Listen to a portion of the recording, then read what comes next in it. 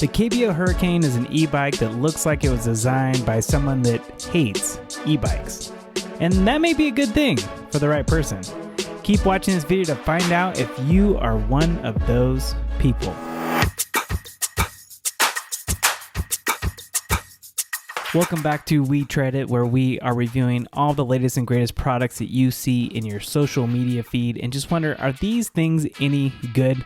Well, we put them to the test for you. Please don't forget to like this video and hit that subscribe button. It helps us produce more of these great videos and frankly helps feed our really cute kids. You know we love e-bikes here. We tried it. We got into it this year and we love them. So here's why I say though, the KBO Hurricane is an electric bike that looks like it was designed by someone that hates electric bikes. There's no throttle. There's no big bulky battery to remove and to charge or even see. There's no pesky gears to switch.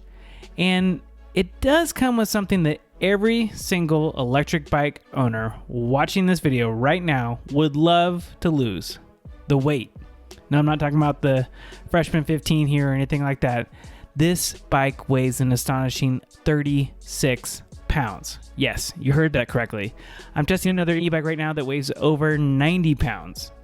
It's unheard of in the electric bike world to have a bike this lightweight that only weighs a couple of pounds more than the non-electric version. So obviously KBO had to make some trade-offs.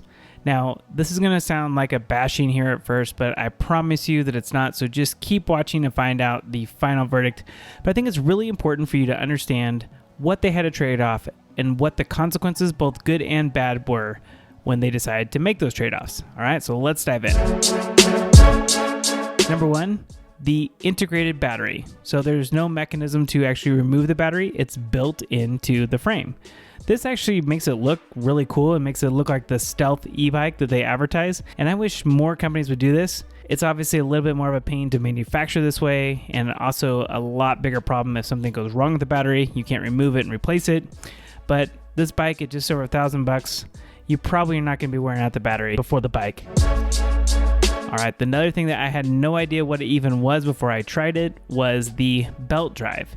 There are no gears on the KBO Hurricane e-bike. It has a single speed belt drive. I did a little more research into this. Belt drives tend to last a little bit longer.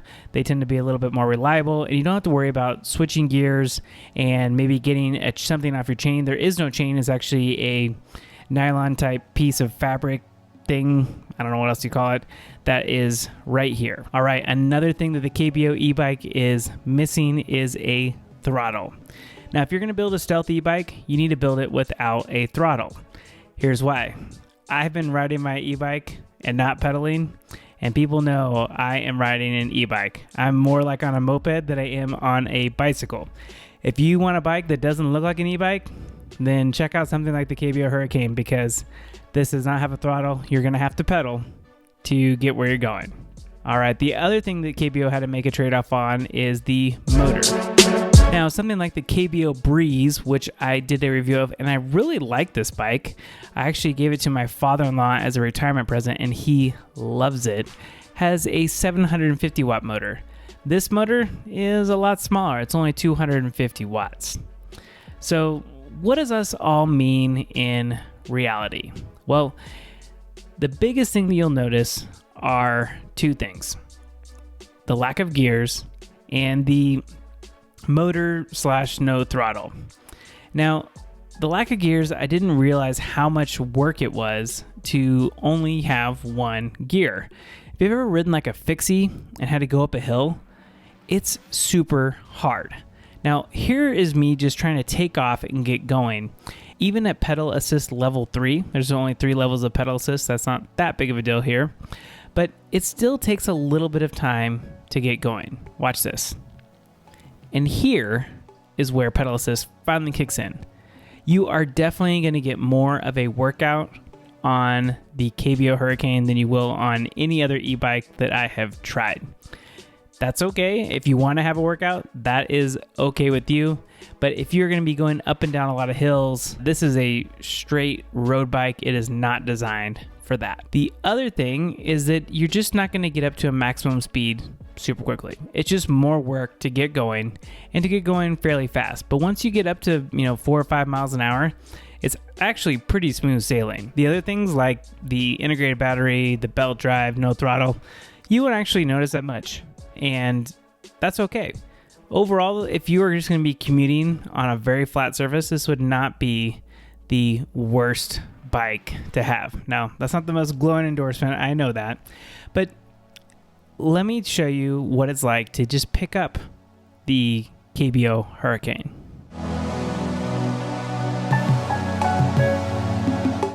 Now let me show you what it's like to pick up the KBO Breeze. I think they got the name of the products backwards on this because Breeze is lighter than a Hurricane, but I'm not in their marketing department.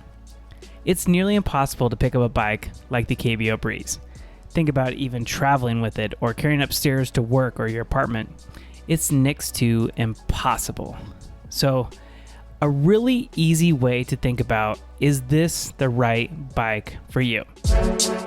Here are a couple things that I would say this is absolutely a bike for you to look into. This bike might be for you. I feel like it's almost, you might be redneck if. You might be a KBO Hurricane lover. If you need to move your bike a lot, this could be up and down stairs to your apartment, to your condo, up to your work, or even just move your bike around to park it in different places or move it around. I have a really hard time even moving my Rad Rover 5 around when I'm parking it. If you cannot pick up a whole lot of weight, and if weight is something that would make your life easier, then check out the KBO Hurricane. So weight is a huge deal. Another thing, this might be right for you. You might be a KBO Hurricane lover if you ride on flat surfaces a lot. This bike does really well on flat surfaces going up hills. It's not as good. It just doesn't have as powerful as a motor and gears because going down hills is fun, but you're gonna have to go up them too. This might be for you if you don't need a throttle. Now, when I'm carrying my son on my Rad Rover 5, I absolutely need a throttle to get going, or else I would have a big struggle to get going. You might be a KBO lover if you don't need to go off-roading. Once again, this is a strictly road bike. It is not made for off-roading, and they don't make any claims about it being for off-roading either. I'd also say this is a great e-bike for someone that just needs a little bit extra help where they're going and they don't want to spend a lot of money.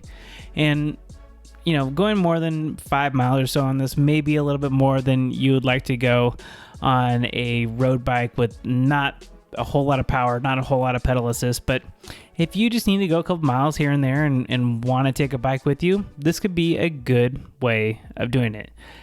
This bike would be great in the city where you need to go somewhere that's too far to walk, but not far enough where you need to take a taxi or Uber or car. And last but not least, you might be a KBO Hurricane lover if you don't mind giving a little extra effort to get started. That's one of the great things about some of these e-bikes that we've tried is the pedal assist is super sensitive. The pedal assist on the KBO Hurricane is just simply not. It's not a super powerful motor. It's also a lot less expensive than other e-bikes.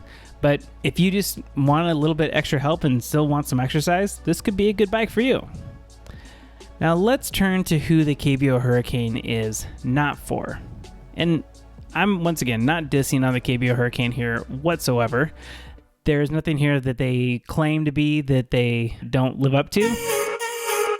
And so I think it's helpful to know that not every e-bike is perfect for everyone, and some e-bikes are good for you. This e-bike is not for me, but it's for the reasons that I'm going to describe here. Don't buy a KBO Hurricane if you need to carry a bunch of stuff with you. Probably a backpack is about as much as you could bring with you and ride the KBO Hurricane. Don't buy a KBO Hurricane if you go up and down a lot of hills. I live in Colorado, and there's just naturally a good number of hills. I live in the foothills of northern Colorado. Also, don't buy this ebook if you want the absolute best e-bike and you're willing to pay for it.